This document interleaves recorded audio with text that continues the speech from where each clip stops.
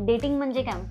काय गर्लफ्रेंड आणि boyfriend, situationship म्हणजे परिस्थिती बघणं आणि राहणं. वेड्याचा कारभार, सरळ भाषेत म्हणावं हा सगळं वेड्याचं कारभार असतात हो. सॉफ्ट लॉन्च म्हणजे मऊ आणि हार्ड लॉन्च म्हणजे कडक. भानगडीत जायचंच कशाला, त्या भानगडी करायच्याच कशाला, ज्या रस्त्याला आपल्याला जायचंच नाही त्या रस्त्यावर वळाच का.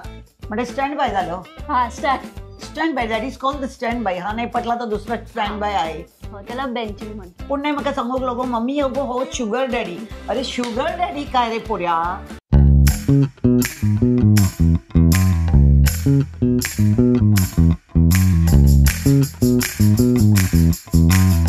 हे everyone, welcome back to our channel. मी आहे शर्वरी आणि मी आहे तुमची काकी.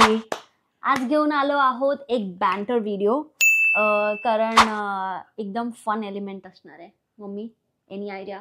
No idea. कारण तुमचे शब्द आणि काय तुमचे जे प्रश्न असतात ते बापरे विचित्र असतात की ते आमच्या डोक्यावरून जाणारे असतात.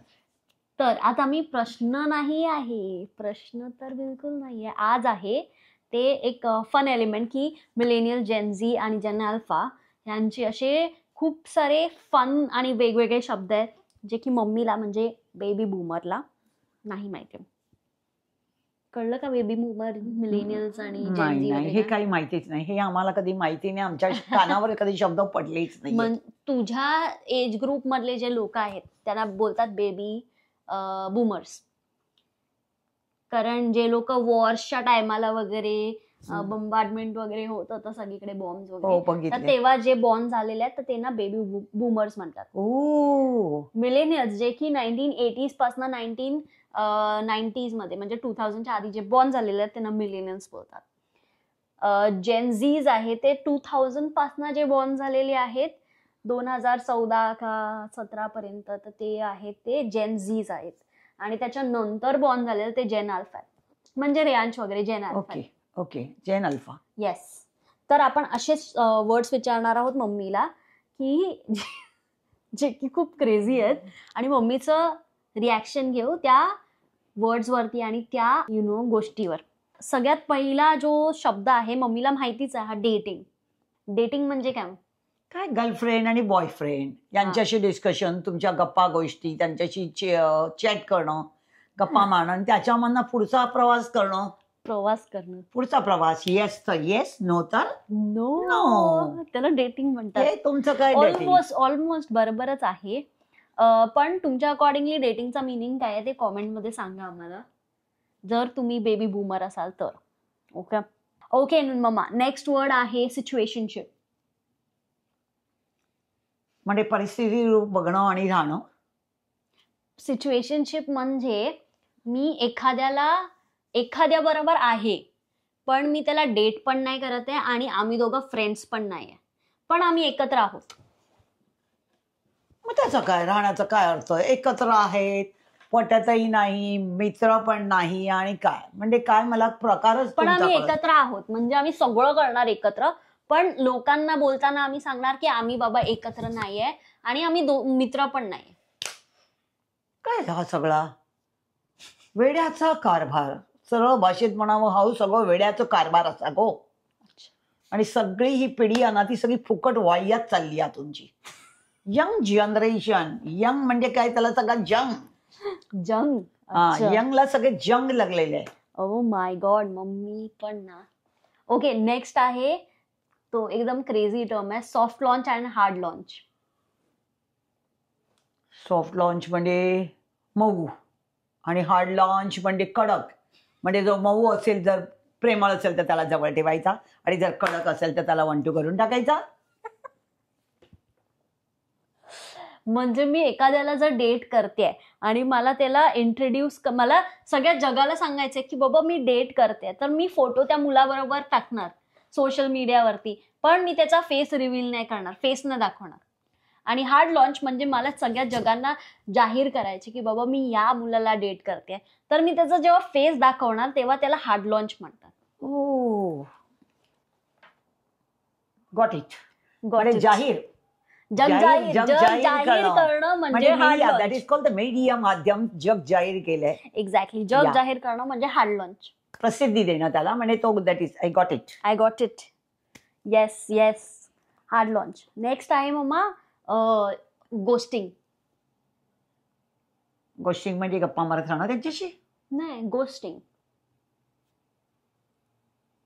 गोस्टिंग म्हणजे आम्ही म्हणजे एखाद्या बरोबर आपण गप्पा मारल्या, म्हणजे एकदम सगळं आपलं पुढचं फ्युचर पास्ट वगैरे सगळं डिस्कस करून झालं, किंवा म्हणजे असं नॉर्मल बोलणं झालं, पण मला त्या मुलाकडनं वगैरे अशी एक ना वाईब्स येत नाही, पॉझिटिव्ह वाईब्स येत नाहीये. हा म्हणजे काय माहिती काही रिझन साठी मला असं नाही पटलं, किंवा मला असं वाटलं की नाही बाबा मला बोलायचं नाही, तर मी त्या म्हणजे समोरच्या व्यक्तीला न सांगता सरळ एकदम म्हणजे गायब झाली मी.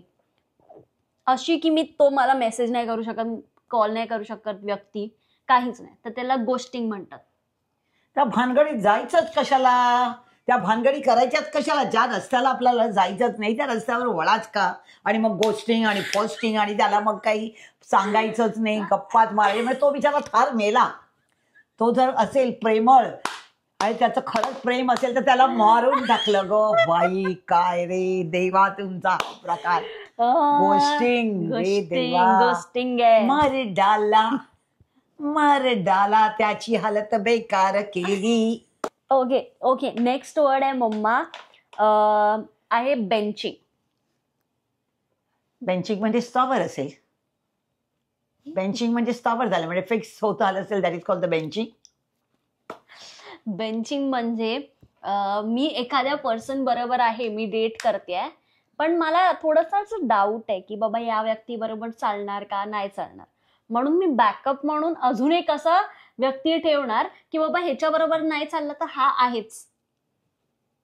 म्हणजे स्टँड बाय झालं. हा stand by, that is called the stand by. हा नाही पटला तर दुसरा स्टँड बाय आहे. हो, त्याला बेंचिंग म्हणतात. धन्य ते संताजी आणि धन्य ते जनाजी. तशी धन्य तुमची पिढी रे बाबा. खरंच काय विचार. म्हणून तर लोकांच्या डोक्यावरचे जात चाललेत. हे तरुण पिढीचे असे जे चाललेत ना, ते हे सगळ्या टेन्शनने हे सगळे प्रकार बघून. बेंचिंग मम्मा, ऑप्शन्स तर असला पाहिजे ना आयुष्यात. कसला ऑप्शन आणि फॉप्शन. अरे आम्ही बघ जुनी लोक मतवादी होतो. एकत्र काही नरो वा कुंजरो, काही झालं तरी तिकडेच राहणार, आठाचे टोमचे खाणार, पण नरो वा कुंजरो म्हणजे नवरा कसाही असेल काही असेल तरी त्याच्याशी एकनिष्ठ राहणं हा पूर्वीची प्रथा होती. आणि आई वडिलांचं नाव राखणं हा प्रकार होता. कारण आई वडिलांच्या नावाला कुठेही तडा जाता कामा नये. आणि तो वक्तशीरपणा आमच्या पिढीकडे होता. लक्षात ठेव. अच्छा, ही आमची शेवटची पिढी आहे की ती वक्तशीरपणा बाळगून सांभाळून आतापर्यंत हा प्रवास पुढपर्यंत तशा माझ्यासारख्या लाखो बायका. तुमचे काय थॉट्स आहे बेंचिंग वरती कॉमेंट मध्ये सांगा. नेक्स्ट मम्मीला हा टर्म तर माहितीच आहे, शुगर डॅडी. शुगर डॅडी तू बघितलं तर सगळे हैसून चाललेत ते सगळे म्हातारे कुतारे, आणि त्यांच्याबरोबर तरुणीसाठी पोरा सगळी फिरतात.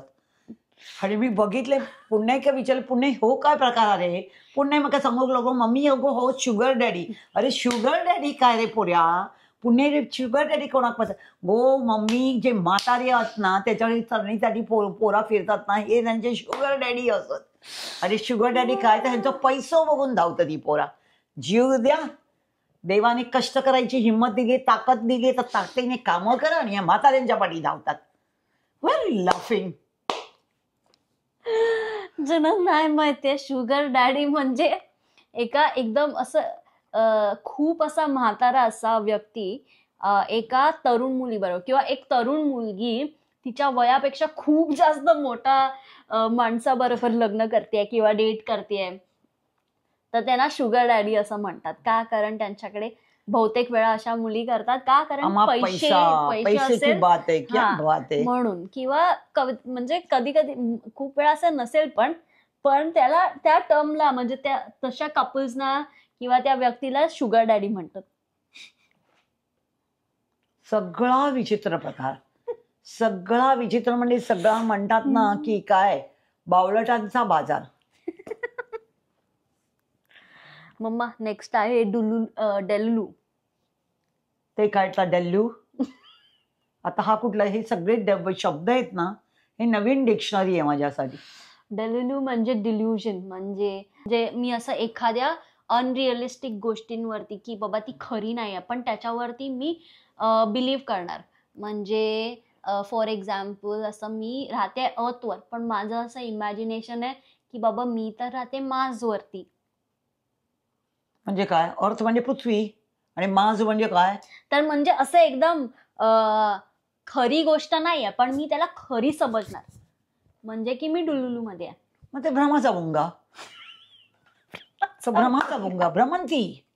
वेड्याच्या बाजारात वेड्यांची भ्रमंती. मी असा कसा, मी असा कसा, त्याच्यातली भ्रमंती झाली आपली. भ्रमंती डुलुलू AKA भ्रमंती. That's right. Okay mamma, next word आहे LGBTQ+. नाही बाबा, हे LGBT आणि PTUT काय माहित नाही. LGBTQ+ म्हणजे लेस्बियन्स, गे, ट्रान्सजेंडर, बायसेक्शुअल्स किंवा असे बाकी.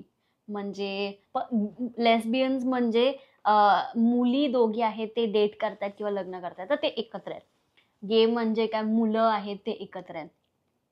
ट्रान्सजेंडर म्हणजे काय, ते कदाचित बॉर्न झाले असतील असे मुलगा म्हणून पण त्यांना असं आतून वाटतं की बाबा मी एक फिमेल आहे, सो अशा ट्रान्सजेंडर. बायसेक्शुअल म्हणजे ज्यांना मुलगा पण आवडतो मुलगी पण आवडते. अजून असे खूप असं लोकांना काय काय वाटतं त्याच्यामुळे असं प्लस पुढे लावलेलं आहे. शब्द वाढत चाललेत.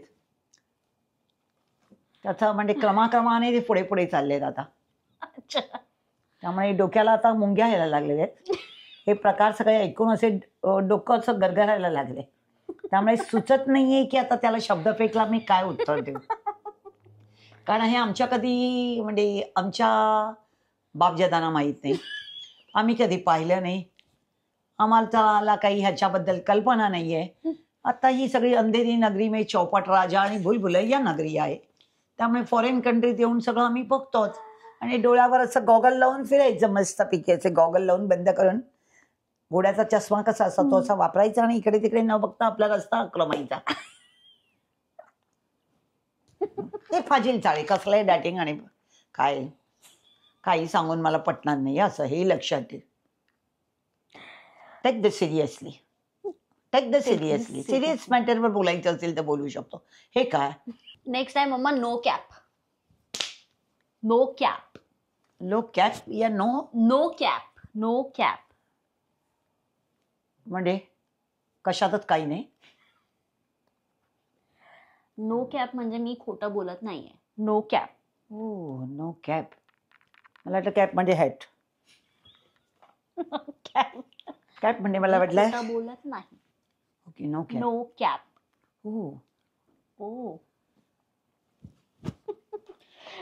ओके, आय थिंक बरेच वर्ड घेतलेले आहेत आणि व्हिडिओ पण खूप लॉंग झालेला आहे. तर तुम्हाला कसा वाटला आजचा व्हिडिओ मम्मी रिॲक्टिंग वाला ते आम्हाला सांगा. आणि नेक्स्ट टाइम तुम्हाला कुठले टर्म्स मम्मीला विचारायचे ते पण कॉमेंटमध्ये सांगा, म्हणजे की आम्ही ह्याचा पार्ट 2 करू आणि मॉम रिॲक्टिंग वाला, मॉम्स थॉट वाला आपण व्हिडिओ परत करू. हे काय सगळे पागल चाळे, हे आईच्या सगळे डोक्यावरनं जाणार आहेत. हे माझ्याकडे कधी शब्दकोशात आले नाहीत आणि आम्हाला हे याच्याबद्दल ज्ञान नाहीये.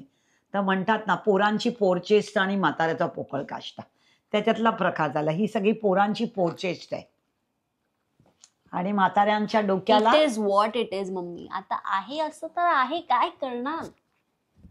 एकदम से वक्त बदल दिया, जज्बात बदल दिए, तसं झालं ना. ये दुनिया ही अलग है. तुम्हाला व्हिडिओ कसा वाटला ते आम्हाला कॉमेंट मध्ये सांगा आणि आम्ही तुम्हाला भेटू पुढच्या व्हिडिओमध्ये. Until then, bye bye. ciao. Ciao ciao. Ciao ciao. Ciao ciao.